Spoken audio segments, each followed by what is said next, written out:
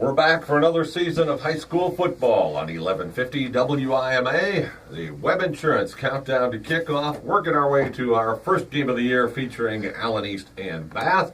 My name is Todd Walker. Mike Miller is with me, as is Jason Aldrich, as we get ready for 2017. And guys, here we go again. Another football season upon us, and always good to get football started. And Mike, I know when we look at some overarching themes for the season, a lot of times we're trying to figure out who might be the best teams in the area. I think this year we're kind of wide open on that, aren't we? Yeah, I think you're right, Todd. We're very wide open. Which I think makes it interesting at the front end without these standout dominant teams. Frankly, it makes week one about as interesting as anything. We're not just anticipating week one, but we're trying to get at least a beginning measuring stick on who might be able to move the ball a little bit, who can put some points up. But keep in mind also, as we like to say on week one, never draw season-long conclusions from that first outing. But I love week one for a lot of those reasons. We can begin to get a face on a team, but in the same vein, it is a relatively long season. But who's the favorites? I don't know. Maybe Elida, Western Buckeye League? I don't know. Well, we shall see as things shake out during the season. But as we talk WBL, we will have Bath tonight here on WIMA hosting neighbor Allen East. After a 4-year hiatus, these two will open the season against each other once again. And, you know, guys, this is one of the good things about week one. You get some of these traditional non-league rivalries that have developed over the years. Bath, Allen East, one of those. They're, of course, in different conferences, but week one, you step outside the league. And Bath Allen East is one that has endured, although it went away when the schools, Bath, LCC, Elida, and St. John's worked out their little deal for 4 years. But I think Bath and Allen East are both happy this is back. I agree with that. And the Allen East facility is continuing to elevate now with the beautiful turf. And actually, the Mustang football program has solidified with their coaching situation, and they've shown some genuine improvement. Bath also is somewhat more solid. Coach Garland not going anywhere, that sort of thing. But Bath is one of those teams, like a number of clubs in the Western Buckeye League, other than Elida, that who's the quarterback? Who's the quarterback? You know, all the champions last year, the 3 champs, Wapakoneta, Ottawa Glandorf, St. Mary's, got new quarterbacks, and that alone is a bit of a change. Well, Allen East and Bath both have huge turnover from last year. That's the theme of our game. They each lost big senior classes. But, you know, again, week one, Jason, this is a chance for teams to play each other that don't normally, like Elida is hosting Tiffin Columbia. I mean, that's kind of out of the blue, and that's what's fun about week one.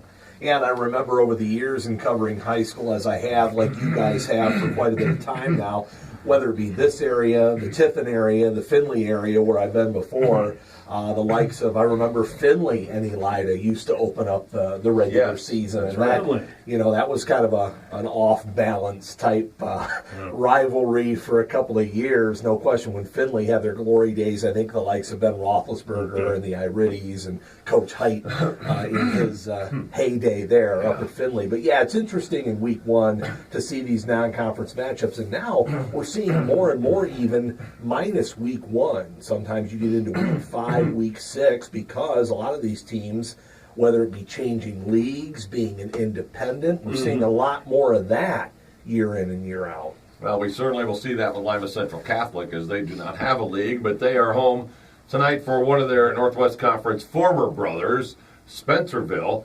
And that is certainly one of the big storylines this year. Spencerville with Coach Chris Summers leaving his alma mater of Jefferson to take the job at their rival down the road, Spencerville. Mike, I mean, I don't recall any parallel with a coaching move in our area, maybe ever. The only one that comes to mind is Dick Quartercracks leaving Ottoville to go to Calida. But that was hoops. I mean, in football, and other than the one I just cited, I don't ever remember something like this where you leave a place that was your alma mater to go coach at the rival down the road. It's a huge deal. It is very different, certainly, with the conception that people have of like collegiate and pro football. The situation here is certainly that that Coach Summers, I think his wife is a school teacher at Spencerville. He might also be, for all I really know. He is not yet. He is not yet. No, they're working on that, I guess. He will be right. in years going forward. So, it is unique for those peripheral reasons that makes it not illogical. But there's no question it is very unusual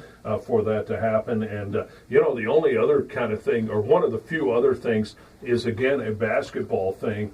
And it is Dan Dockage's son played for the Michigan Wolverines last year on their basketball roster. This year, he'll be on the Ohio State basketball roster. So that is of that kind of oddness. And we know about Jefferson-Spencerville football. That is a huge rivalry. Yes. And suddenly the Jefferson coach is now the Spencerville coach. Go figure.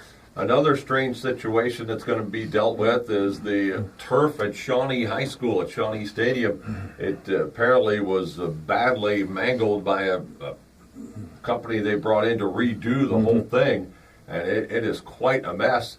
And Shawnee will play their home game tonight at Stadium Park against Jefferson. And we are hearing there are genuine fears that Shawnee may not be able to play a home game all season long.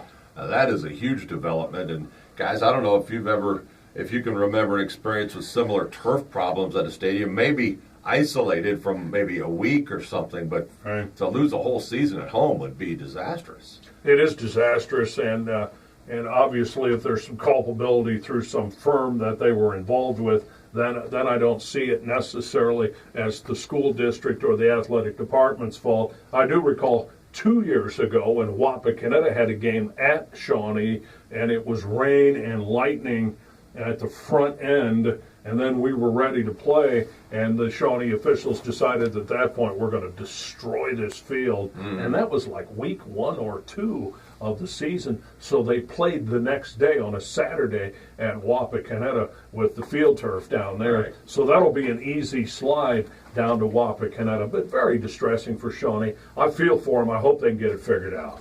Yeah, the info we've got is that it's almost a lost cause until next year. I mean, just the way stuff grows, and you just can't snap your fingers and have grass that's ready to go. So we've heard maybe Ohio Northern possibly in the mix. Yeah, who knows? That sort of thing, which I will say is a beautiful field, but you're hauling all your stuff 10 or 15 miles away. Preferred. Not preferred at all. It's awful. And again, I agree with you. I hope they get it figured out. So you need to really pay attention from week to week about what Shawnee will be doing as far as their games. If it's scheduled to be at Shawnee, that very well could change. And as we get into the football season, yet another go-round for all of us. A lot of storylines to follow. Lima Senior will be at Middletown tonight, the rekindling of that great old rivalry. And the Spartans lost their great running back, Jaden Walker, but they have a lot of weapons returning. Year 2 for Andre Griffin, and we have high hopes for the Spartans. Yeah, I think so, too. I think they do have some of their playmakers with their offense. Yes. And they've achieved a level of toughness defensively that was gone for about 10 years when the program sort of hit the skids. They've got that toughness back. I think that's what Coach Griffin really has brought to the table. Mike Fell got the offense figured out. Coach Griffin is starting to really get their defense figured out. And you have to have that to survive in the Three Rivers Athletic Conference, that's for sure. But Jaden Walker was a home run hitter as a running back. He's as good as it gets, and he's playing scholarship football this year up in Michigan. So that will be a loss. Whether they can find some capable replacements, time will tell. And certainly also for Lima Senior, though, they've reestablished their confidence in that program. So I've got high hopes for the Spartans, but with their kind of schedule, they could go 500 and have a pretty good team. Well, last year they were 6-4 and had a pretty good team. We'll see how they do tonight down at Middletown as we embark on yet another season of high school football. Don't want to forget about Coach's Corner tomorrow morning. We'll recap everything with several area coaches. And, of course, our broadcast game tonight is Allen East at Bath. And then all the scores to follow after the game with touchdown ticker. Mike will have the call of Wapakoneta hosting Bell Fountain tonight on WZRX 107.5. Mike, from your game prep, a quick thought on that game.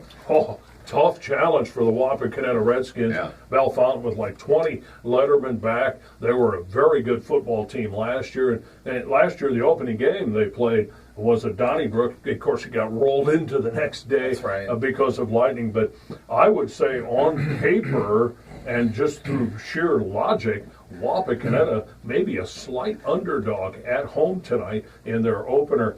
Redskins, I think they're going to have a pretty good defense, and don't actually sleep on their offense, even though guys like Maddox Lyles and Landon Hall, the former state wrestling champion, now playing up at Tiffin, those guys are gone, and a new quarterback, Brady Erb. But Erb is 6 foot. He's pretty lanky. He's left-handed. He's the son of an assistant coach, and they've got 2 excellent running backs with some experience, Rob Gerstner and Evan Keck. Wapakoneta is going to be very representative. I don't know if they're going to win every game, but they're going to be very representative once again. And finally, we could thank Jason Aldrich for the weather.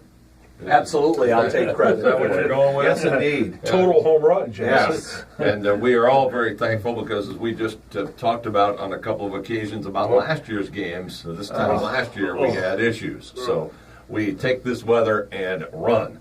Now, speaking of running, we will run to a break here. When we come back, we'll take a look at some other area games, visit with your hometown station's Jason Geiser as we continue on the Web Insurance Countdown to Kickoff on 1150 WIMA.